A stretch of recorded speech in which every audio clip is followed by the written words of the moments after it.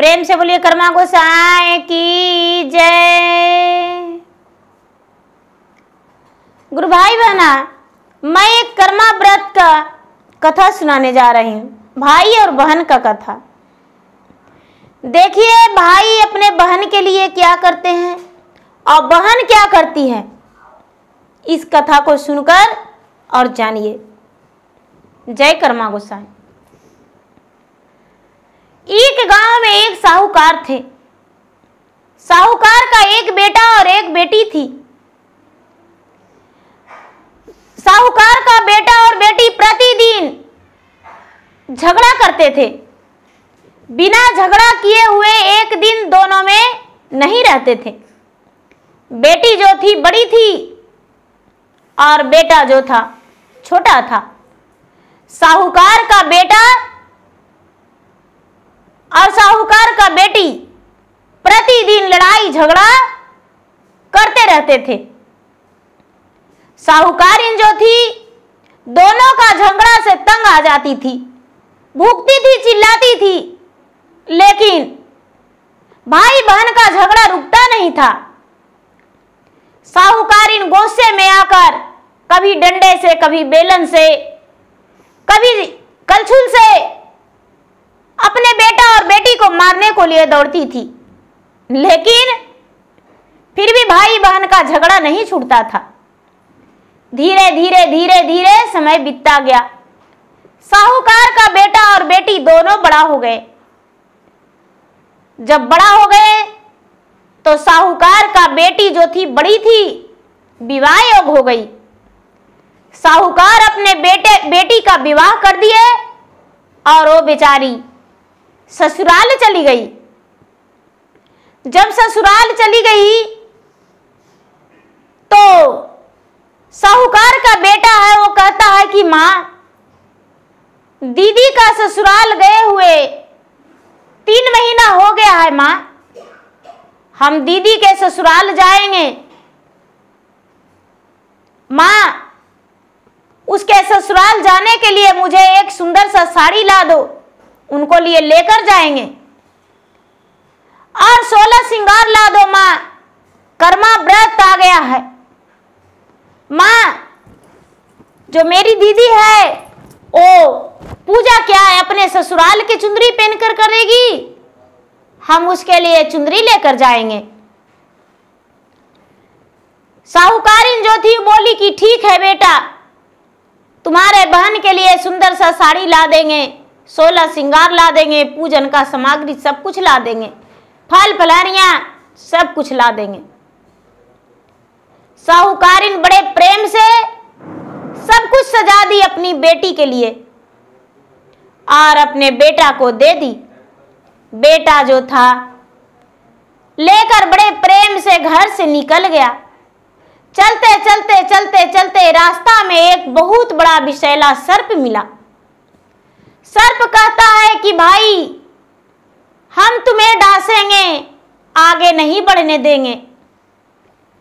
बेचारा भाई बोला कि अरे भाई, तुम मुझे डांस लेना, लेकिन आज नहीं कल। आज कैसे डांसोगे?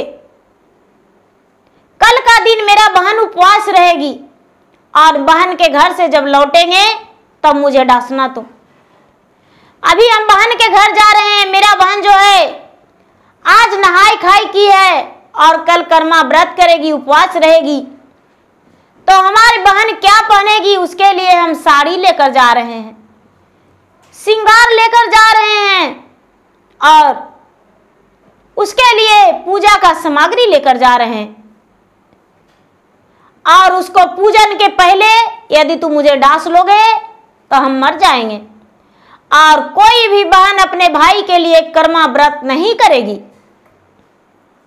सर्प बोला तो ठीक है, आगे बढ़ जाओ, तुम्हारा हम इंतजार करेंगे। आगे बढ़ने पर एक शेर गरजता हुआ आया और शेर गरजता हुआ आया, पूरा हकर रहा है। इसको बोला कि अरे रुक जाओ, हम तुम्हें आज निगल जाएंगे, खा जाएंगे। शेर को ये बेचारा साहूकार का बेटा बोला, ए भैया शेर महाराज, तुम मुझे खा जाना लेकिन आज नहीं, आज हम बहन के घर जा रहे हैं बहन के लिए चुंदरी लेकर, और यदि आज तुम मुझे खा जाओगे तो कोई भी बहन अपने भाई के लिए व्रत नहीं रखेगी, इसीलिए हमें जाने दो। भाई जो था साहूकार का बेटा आगे बढ़ गया, शेर हट गया और बोला कि यहीं पर इंतजार करेंगे।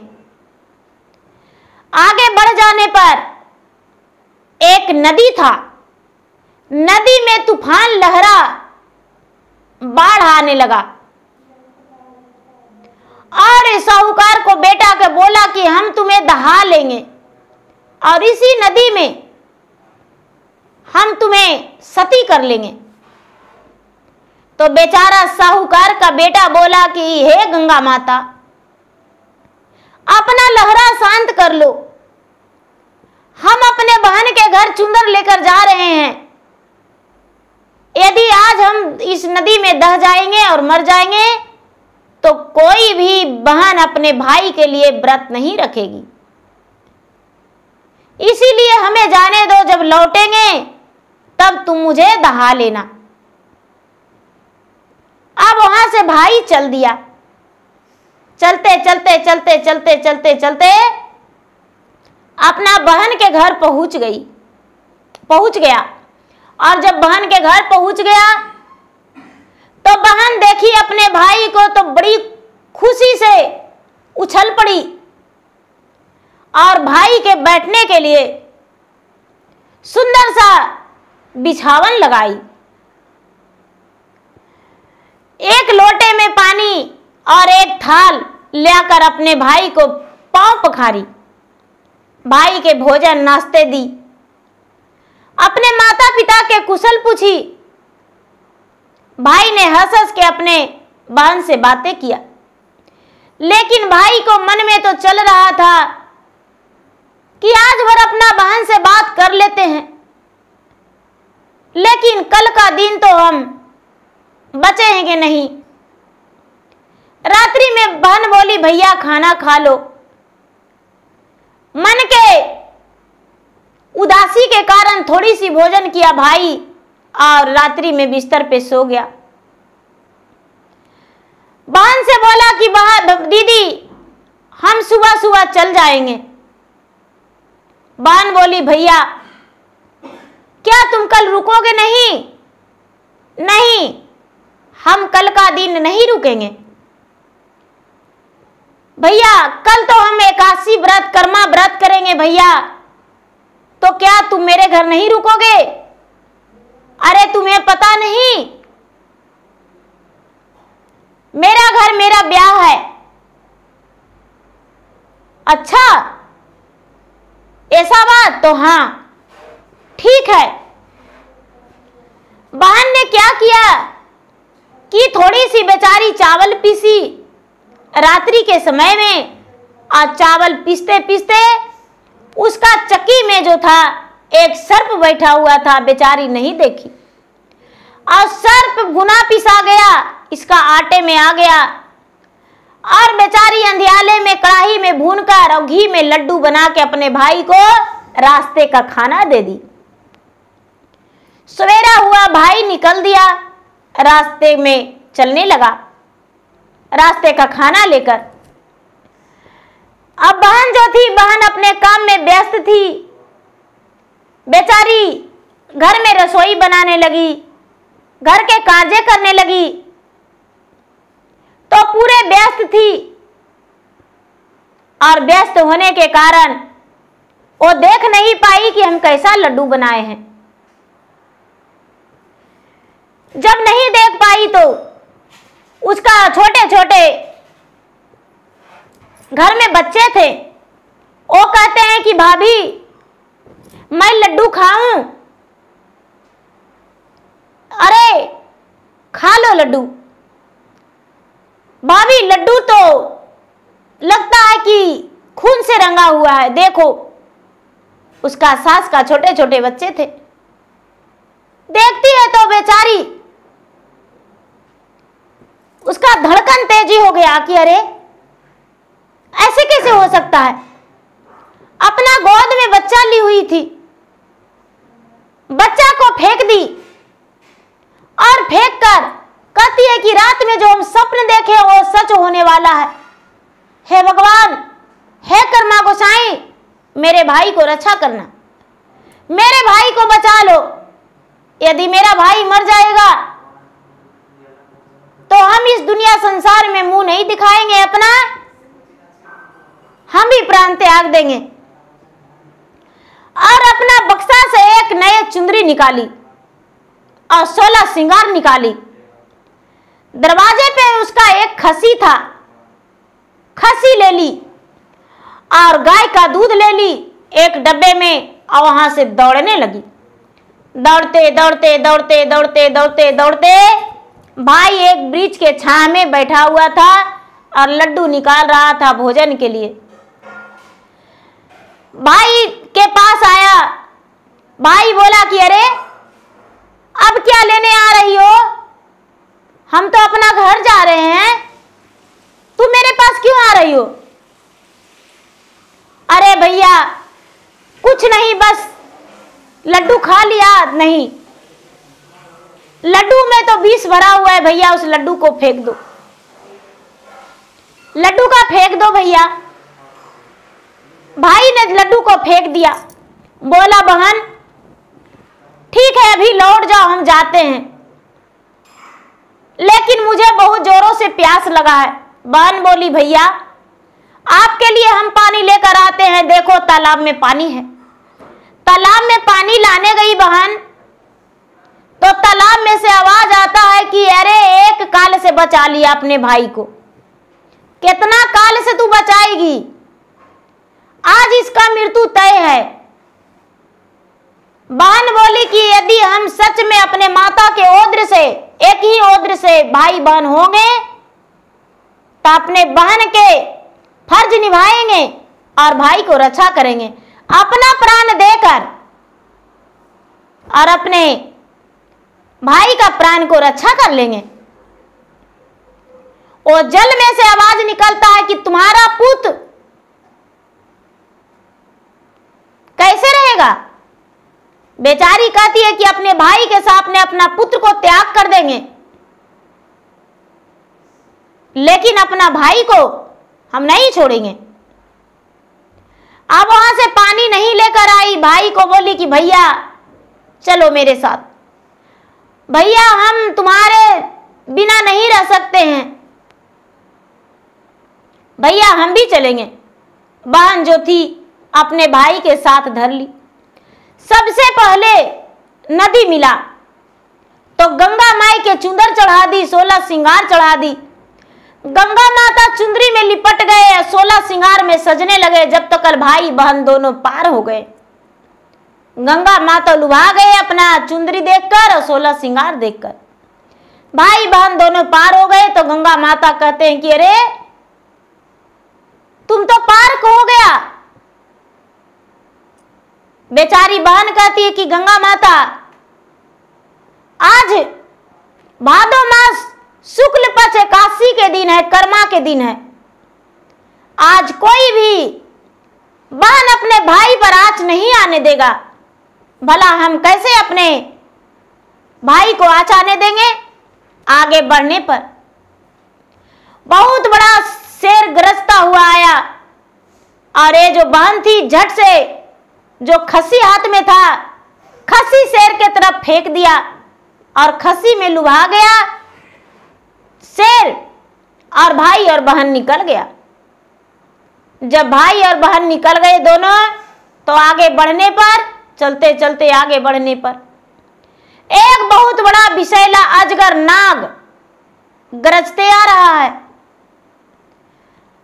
गरजते आ रहा है तो जो बहन थी कटोरी में दूध ली हुई थी, वो कटोरी दूध रख दी, धान का लवा रख दी और नाग जो थे दूध में लुभा गए, धान का लवा में लुभा गए और बहन अपने भाई को लेकर चल दी। चलते चलते चलते चलते चलते चलते अपना मायका पहुंच गई। जब मायका पहुंची तो मां देखी तो कहती है कि बेटी तुम्हें मन नहीं लगा लड़ाई झगड़ा के बिना? दोनों आ गए हो। तुम्हारा भाई भी तुम्हारे लिए बरसों से बेचैन था कि मेरा दीदी मेरे घर नहीं आया है, मेरे घर नहीं आया है।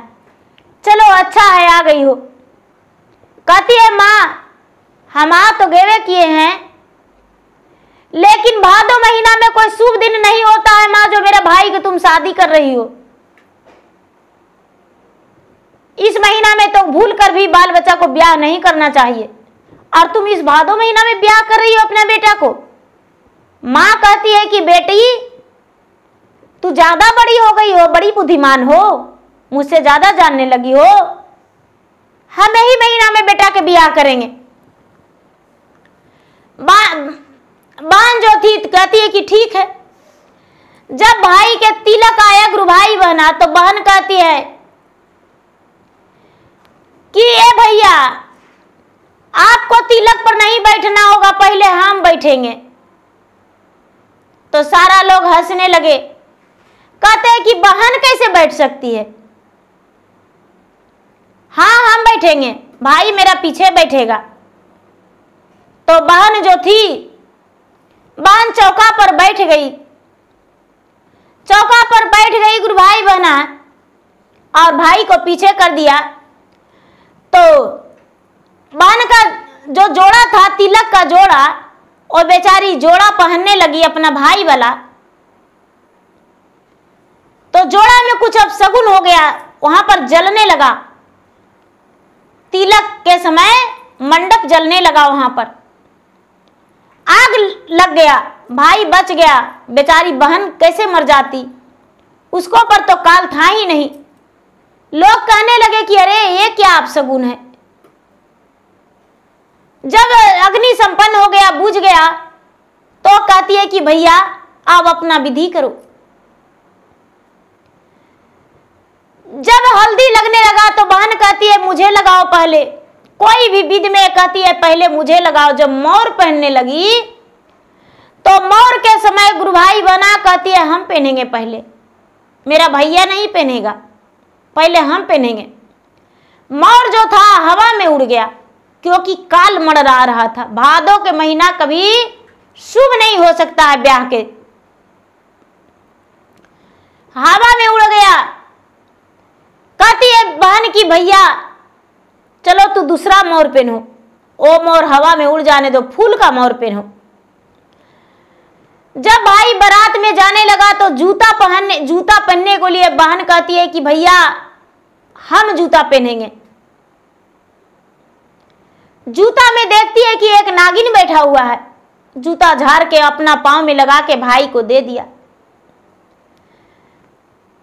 सारा विध करते हुए सारा लोग हंसी मजाक उड़ा रहे हैं। करते करते करते करते ये बारात भी चली गई साथ में। भाई को चौका पर नहीं बैठने दी, भैया हम बैठेंगे।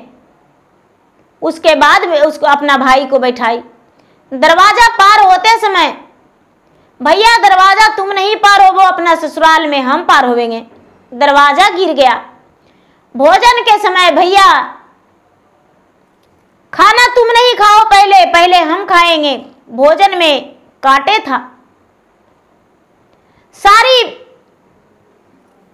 जो भी था घटना अपना बहन अपना पर ले ली। भाई का ब्याह हो गया।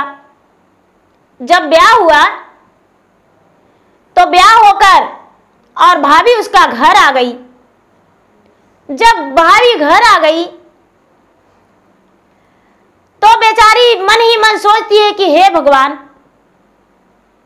आज मेरा भाई का ब्याह संपन्न हो गया, लेकिन सारा विधि तो कर चुके हैं, सुहाग रात का दिन है, हो सकता है मेरे भाभी के साथ, मेरे भैया के साथ कोई अन्याय हो जाए।